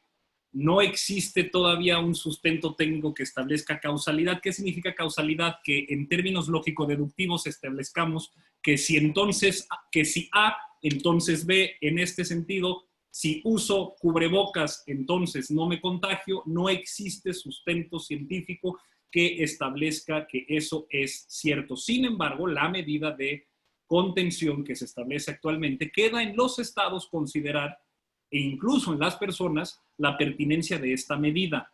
Existe un factor psicológico que ayuda a entender que todavía vivimos en un momento de necesaria sana distancia. En efecto, sin embargo, el cubrebocas, así como los guantes de látex y la careta y la bata, tienen, eso sí, probada efectividad para los médicos, médicas y personas que están en contacto directo con personas infectadas que expulsan, carga viral a partir de una atención directa. Ahí sí, de tal forma que solicitamos y pedimos la consideración de la gente para que los N95, los 3M, las caretas de plástico, las batas, sigan siendo siempre consideradas como material prioritario para las y los hombres y mujeres que atienden en la primera línea a las pacientes y los pacientes enfermos de COVID. Si quieren utilizar un cubrebocas, que sea un cubrebocas de 3 capas, plisado, que tenga alguna certificación sanitaria que lo avale. Sin embargo, también quisiera decir, y esto es muy importante, que no se estigmatice esta enfermedad como ninguna otra, aún así una persona presentara medidas de prevención del contagio, como lo es el cubrebocas, o algún cuadro sintomático como tos, fiebre, sudoración, irritación de garganta. Es importante tomarlo en cuenta y queda a las autoridades sanitarias que determinen o no su pertinencia. Muchas gracias, Antonio Atolini. Ahora vamos con una pregunta para Michelle Miranda. ¿Cómo ha sido el manejo de la epidemia en los estados gobernados por el PAN? ¿Cómo se podrían aplicar estas estrategias en la estrategia nacional? Brevemente, por favor, Michelle. Lo que pasa es que de principio tuvieron que haber planificado con mucho mayor anterioridad, como Jalisco, que no es panista, pero que tuvo la inteligencia de llevar a la cuarentena desde el principio, no esperarse 15 días, un mes para entrar en cuarentena. Tienen control de los datos, tienen hospitales ampliados y además tienen medidas económicas y de sustento para las familias y apoyos en cuanto a temas de solidaridad e ingresos básicos. Así que yo sí espero que esto se solucione. Lo más importante son las vidas y que México se recupere y México esté bien. Muchas gracias. Vamos con una pregunta para Jennifer Islas. Dicen, ¿en qué te basas para culpabilizar al gobierno a tal grado de decir que solo estaría preparado cuando no hubiera ni un solo muerto? No dije a todo el gobierno. No estoy culpabilizando a nadie. Dije que sería exitoso todos los gobiernos, no nada más me refiero al de México, cuando no hubiera un solo muerto. Entonces no podemos decir que tenemos que apelar a que la gente esté tranquila, que la gente tenga paciencia, porque son vidas. Eso es lo que no tenemos que olvidar. Muy bien, muchas gracias. Una pregunta para Camila Martínez, ya estamos por terminar esta ronda. Dice, como feminista, ¿cuál es tu perspectiva de las declaraciones del presidente Andrés Manuel referentes a las llamadas al 911 de violencia intrafamiliar en el contexto de la pandemia del COVID-19? Gracias. Pues antes que nada, me gustaría mandar todo mi apoyo, toda mi solidaridad a las mujeres que en este momento están en sus casas, encerradas con sus agresores. Porque muchas de los agresores de las mujeres son sus padres, son sus parejas, son sus hermanos. Entonces es fundamental, ¿no?, que sigamos en contacto con las mujeres a nuestro alrededor para que sepan que no están solas, porque aún en épocas de confinamiento tenemos que poner mucha atención para no permitir que se les siga violentando. Acerca de las declaraciones del presidente, creo que ha faltado perspectiva de género en algunas de sus declaraciones. Sin embargo, creo que hay un gobierno que ha generado una estrategia para atender la violencia en contra de las mujeres. Es decir, en este momento, como nunca antes, se ha hablado de que la violencia de género contra las mujeres es un problema de salud pública. Se han establecido líneas de llamadas de atención telefónica que la encausa a las mujeres con especialistas jurídicos, con especialistas psicólogos para poder atender esta violencia, ¿no? Entonces creo que ha habido muchos avances. Creo también que hay que señalar que parte de la responsabilidad es de los gobiernos locales también, porque hay muchos gobiernos locales que en esta pandemia han decidido cerrar las fiscalías y no podemos permitir eso, porque las fiscalías tienen que ser uno de los trabajos esenciales para que las mujeres que se sientan violentadas tengan a dónde ir a presentar sus denuncias.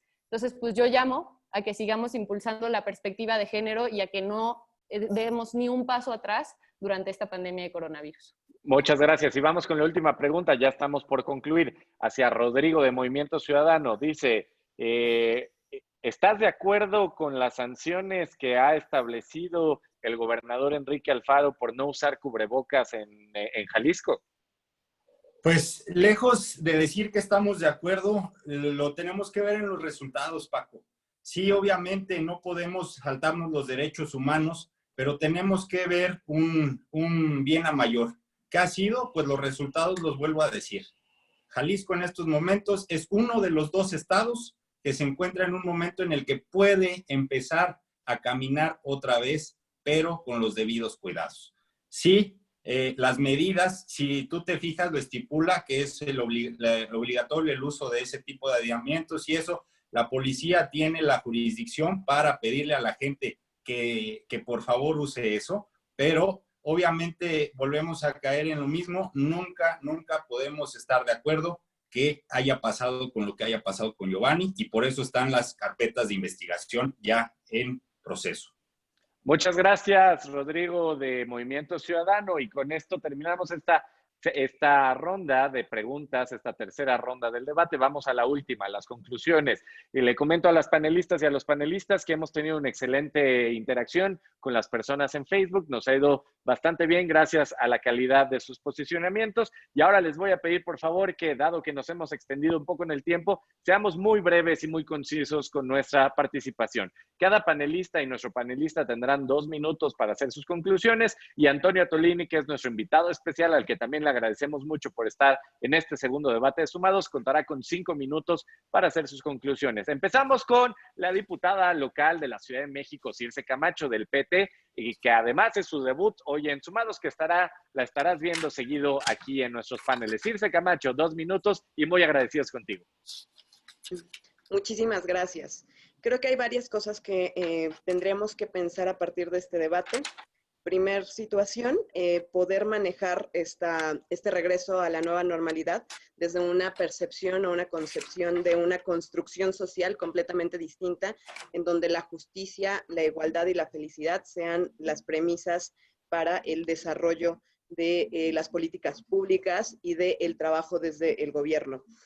2, tendremos que pensar que no puede haber un repunte de esta enfermedad. Y entonces, en este proceso, que además siempre se ha planteado como un proceso de regreso a la nueva normalidad, comprender que hay cosas que pueden, o sea, con las que se pueden ir avanzando poco a poco y podemos evitar que haya un contagio mucho mayor del que ya ha habido. Y 3, estamos en una situación que creo que es muy, muy delicada. A mí me parece que no es un falso debate, no porque... no contradiciendo al compañero Atolini, sino porque creo que hay más riesgo de que hayan más muertes por pobreza, ¿no? A nivel mundial, que por un tema, solo por el tema de la enfermedad. Y ante esto, no podemos ignorar que es una crisis mundial, que es una crisis, como hace ratito lo decía, en este año y el siguiente, solo 2 países a nivel mundial van a tener crecimiento económico, que en este caso es China e India, y necesitamos comprender que ante esta condición y esta situación y ante lo que se hizo anteriormente, la dependencia económica que tenemos hacia Estados Unidos, no va a ser nada sencilla las decisiones que tomemos, pero todas van a ser conforme al bienestar de toda la población, de todos los mexicanos, y con la finalidad de poder construir el mejor país que todos merecen. Muchas gracias, Circe Camacho. Ella es panelista de Sumados por el Partido del Trabajo, el PT, y diputada local en el Congreso de la Ciudad de México. Muy agradecidos con tu participación. Ahora vamos con Jennifer Islas, que también es su debut hoy. Ella es integrante del Partido Revolucionario Institucional, del PRI, y específicamente en el Estado de México. Jennifer Islas, tus conclusiones en que es tu debut. Es importante trabajar coordinados. Por supuesto, con el gobierno estatal, pero también con los gobiernos municipales, que son quienes tienen el contacto directo con la ciudadanía. Nadie puede lavarse las manos ante esta contingencia que estamos viviendo. Necesitamos una corresponsabilidad entre los 3 órdenes de gobierno. Necesitamos decisiones, no ocurrencias. Necesitamos transparencia en todos los programas. La pandemia a ningún país le va a caer como anillo al dedo. Nunca va a caer como anillo al dedo una desgracia donde se pierden vidas. Les aseguro que a las niñas, niños y mujeres que sufren de violencia contra esta contingencia no les cayó como anillo al dedo, ¿eh? Al personal médico y de limpieza que está siendo contagiado y son quienes están dando la batalla durante esta pandemia, tampoco les cayó como anillo al dedo. A mis paisanos que se dedican al campo y que no tienen ni para el fertilizante, tampoco les cayó como anillo al dedo. A las personas que están cerrando sus empresas, sus negocios, que no tienen ni para pagar la renta, que han quedado desempleadas, tampoco les cayó como anillo al dedo. A quienes no pueden continuar con sus estudios a distancia porque la brecha digital sigue siendo muy grande, tampoco les cayó como anillo al dedo. Y a las personas que se han contagiado de COVID o que han perdido algún familiar por este virus, no les cayó como anillo al dedo. Necesitamos coherencia. Necesitamos afrontar la realidad, que no se oculten datos. No sabemos qué tan cerca están las cifras que nos dan cada día a las 7, qué tan cerca están de la realidad. Porque al no haber pruebas, no sabemos cuántos reales tenemos. Necesitamos juntos salir adelante, pero hacerlo con una estrategia que permita disminuir el número de contagios, de muertes, por supuesto desempleo, que fortalezca la economía. Y necesitamos decisiones claras y acertadas. Necesitamos no perder de vista una cosa importante, que todas esas cifras que estamos viendo tienen nombre y apellido. Son más que un número. Son personas como tú y como yo. Yo sí esperaría que esta pandemia nos haga mejores seres humanos, personas más solidarias y que nadie, como dije al inicio, lucre políticamente con esta emergencia sanitaria. Muchas gracias, Jennifer Islas. Ella es nuestra panelista por el PRI, por el Partido Revolucionario Institucional. Y ahora vamos con alguien que tú ya conoces, Camila Martínez. Ella es de Morena. Camila Martínez, tus conclusiones, hasta por 2 minutos. Gracias. Pues yo me quedaría retomando un poco lo que decía la diputada, en que esta es una gran oportunidad para empezar a plantearnos cómo queremos construir de ahora en adelante. Creo que fue una gran oportunidad para plantearnos lo que vivíamos antes y si esa queremos que vuelva a ser nuestra normalidad. Yo creo que no. Yo creo que en este momento nos damos cuenta que hay que apostar por lo público, que hay que apostar por lo común, que hay que apostar por realmente tener mucho más equidad en el acceso a servicios de salud. Y también otra cosa que creo que es muy importante es empezar a hablar de la comunicación. ¿Cómo queremos informarnos entre las personas? Si queremos seguir completamente vinculados a estos medios de comunicación tradicionales que a sus intereses económicos, que a sus intereses políticos, pues manipulan la información. Yo creo que no. Yo creo que tenemos hoy una herramienta fundamental que son las redes sociales para informarnos, para desmentir, y precisamente tenemos que estar unidos para dar a conocer cuál es la información verdadera. Creo que también otra de las estrategias que podrían formar sería empezar a generar nosotros mismos nuestros propios medios de comunicación. Yo de verdad nos invito a seguir medios de comunicación nuevos, medios de comunicación alternativos. Y bueno, esas serían mis conclusiones. Realmente cuestionarnos de aquí hacia adelante cómo queremos construir nuestra nueva normalidad. Camila Martínez de Morena, muchas gracias. Y ahora vamos también con alguien que está debutando. Él es Rodrigo Samperio. Él es el coordinador nacional de Jóvenes en Movimiento de Movimiento Ciudadano. Tus conclusiones, Rodrigo, hasta por 2 minutos. Gracias, Paco. Pues mira, rápidamente, si en una conclusión estamos de acuerdo es que desafortunadamente nuestro gobierno federal reaccionó tarde. Y eso pues nos obliga a tener platos rotos. ¿Cuáles son los platos rotos que más le pesan ahorita al país? Los 12 millones de desempleados que hoy tenemos hoy en día. Y es por eso que aunque antes de que esto pasara y que sabíamos que podía pasar, se le propuso un plan económico al presidente liderado por diferentes fuerzas políticas y por gente de la sociedad civil, académicos, economistas, al que el presidente le dijo que no y que ellos le iban a lidiar. Ahora que ya tenemos el problema encima, quiero decirle, y tú, Antonio, que en estos momentos tienes la oportunidad de estar ahí y de ser parte del gobierno, tomen en cuenta nuestra propuesta del ingreso vital.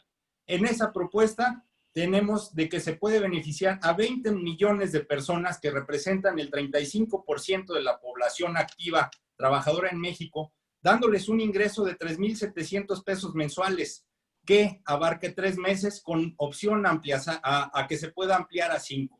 El costo de este programa solamente costaría 200,000 millones de pesos. Es el 1% del PIB y el 3.6% del presupuesto de egresos. La economía sí da. Si algo queremos hacer para ahorita dar ese volantazo y rectificar el rumbo del país, porque si no lo hacemos bien, el país va a ser muy difícil que se levante, sería que se tome en cuenta esta propuesta del ingreso vital, que ojalá sus senadores la tomen en cuenta, la lean, la conozcan y créanme que sabemos que el país puede recomponer ese rumbo porque rectificar también es gobernar.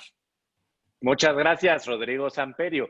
Él es coordinador nacional de Jóvenes en Movimiento, de Movimiento Ciudadano, y es su debut como panelista. Ahora vamos con Michelle Miranda, tú ya la conoces. Ella es una integrante destacada del Partido de Acción Nacional del PAN y específicamente del PAN en Querétaro. Michelle Miranda, te escuchamos tus conclusiones. Hasta por 2 minutos. Yo lo único es que pediría sensibilidad al gobierno federal para sus acciones con relación a la violencia que viven las mujeres, no naturalizar de pronto estos círculos que ellos viven y bueno, tener un poco de perspectiva de género. Tienen muy buenas feministas en su apoyo, que yo creo que sería vital que las tomaran en cuenta. Bueno, sobre los afores, yo pedirles que no quiten sus ahorros a las y los mexicanos, mejor disminuyan el presupuesto en esos caprichos que tiene el presidente, como el Tren Maya, como las inservibles refinerías o los incentivos que tiene para fomentar el béisbol. Entonces yo sí les pediría que con la ciudadanía no, que hay muchos recursos y hay mucha forma de arreglar y distribuir los presupuestos, así que bueno, pedirles que escuchen a la ciudadanía, que no busquen manipularla, que se hagan responsables de lo que ya están haciendo actualmente, ya tienen buen tiempo gobernando y creo que ya tendrían que estar preparados para seguir dando resultados y dejar el capricho de lado, ¿no? Dejar de querer buscar, de desmantelar o perder legitimidad en las instituciones públicas que tanto trabajo costó construir, así que bueno, yo deseo lo mejor para México y lo único que quiero es que todos estemos bien. Muchas gracias.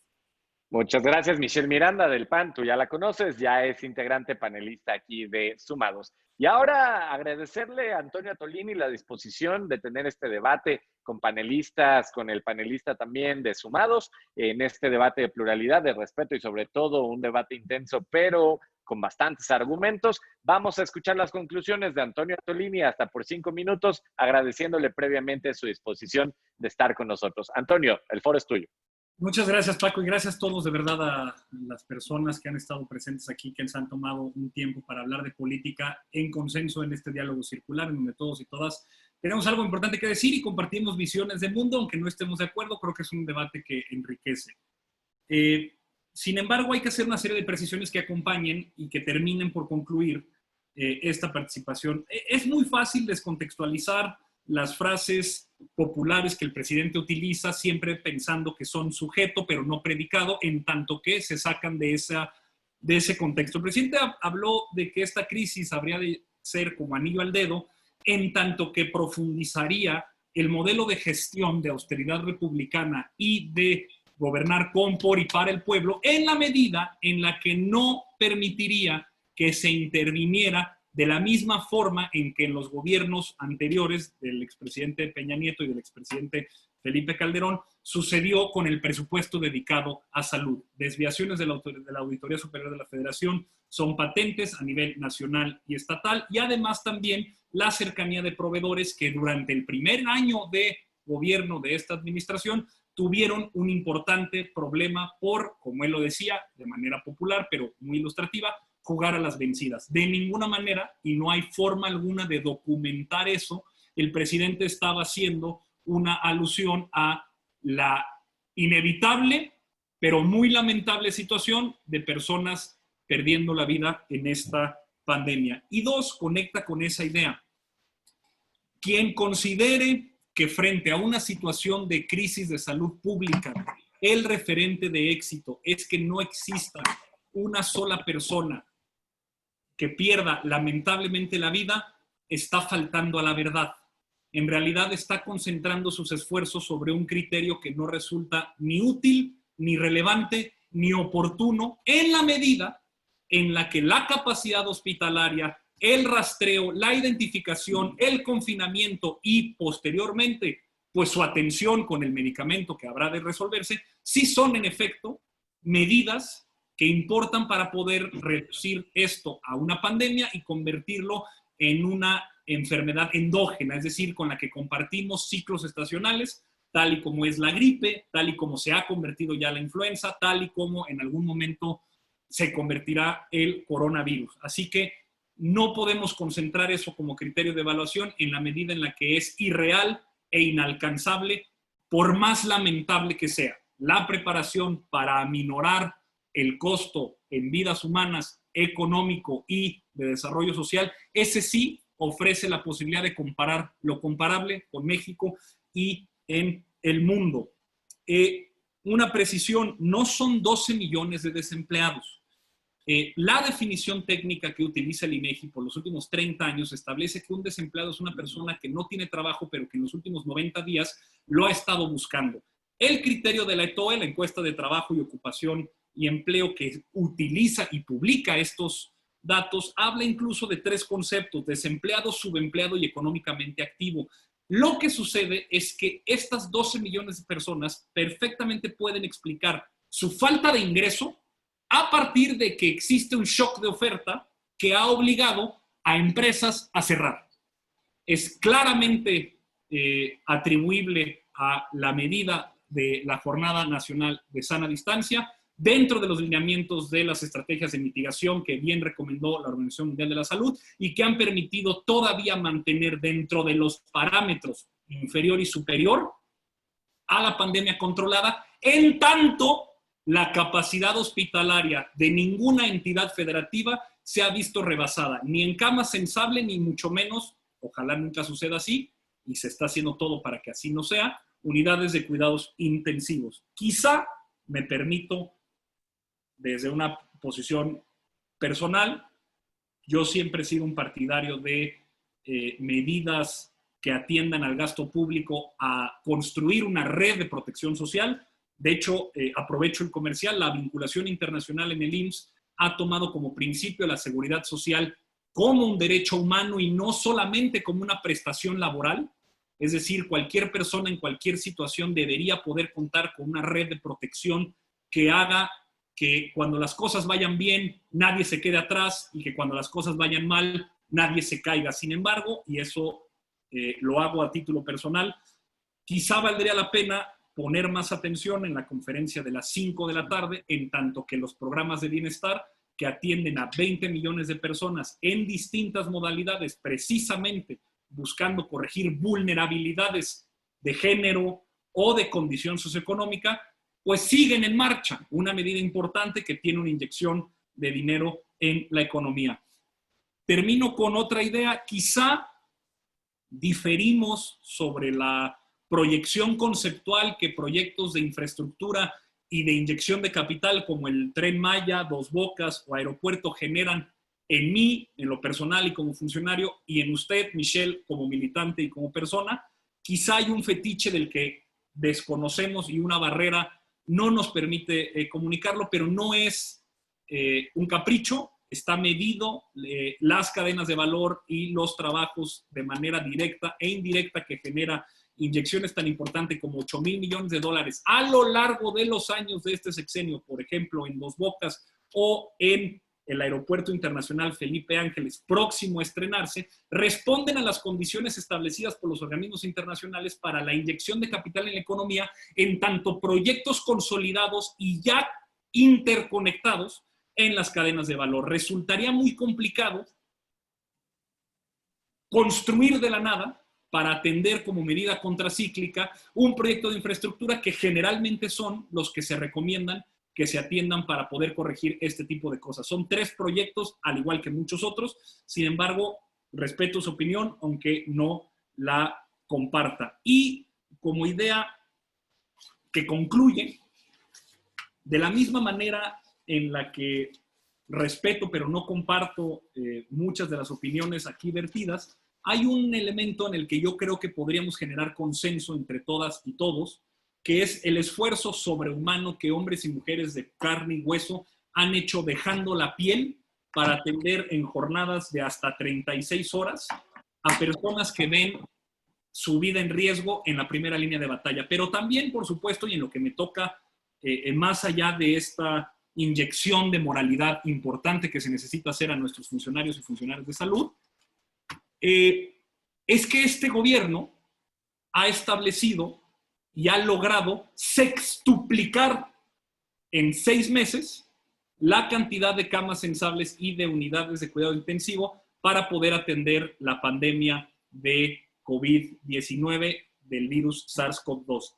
Medidas como la reconversión y la expansión hospitalaria en el Autódromo Hermanos Rodríguez, lo que permite atender a muchísimas personas, casi 200 para poder ser exactos en términos de esta pandemia, hablan de la voluntad que en colaboración con distintas instancias de salud, también el IMSS, el ISSSTE, Pemex, Fuerzas Armadas y por supuesto las autoridades sanitarias en las entidades federativas, pues están permitiendo lograr que todavía no tengamos situaciones como las hemos visto lamentablemente en Ecuador, situaciones en las que no nos hemos enfrentado todavía a tener que decidir, como sucedió en España, como sucedió en Francia, como sucedió en Italia, a quién le proveemos un ventilador de respiración mecánica o una cama. No hemos llegado a esa situación en donde tengamos que tomar decisiones de ese tipo. Por mi parte, creo que hoy, a 4 de junio de 2020, siendo casi las 10 de la noche,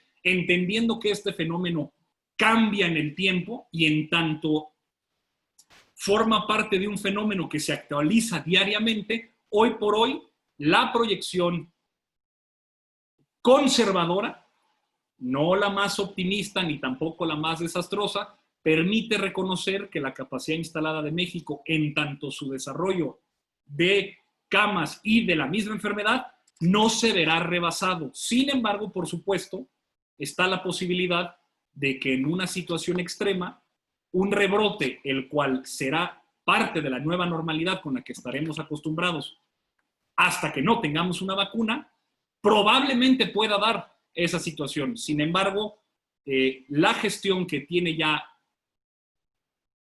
casi 6 meses ha permitido hoy poder decir, fiu, todavía falta mucho, pero falta menos. Muchas gracias, Antonio Atolini. Y con esto nos despedimos. Queremos agradecerle a nuestro invitado especial por haber aceptado esta invitación a este debate y, por supuesto, a nuestros panelistas y al panelista también que estuvieron el día de hoy. No olviden sintonizarnos el próximo lunes aquí por Facebook Live para el debate que habrá entre las panelistas y los panelistas de los distintos partidos representados aquí en este proyecto, más las ciudadanas y los ciudadanos sin partido. Y nos vemos en punto de las 8 de la noche el próximo lunes. Muchas gracias por sintonizar Asomados. Hasta luego. Ya estamos fuera de Facebook. Muchas gracias.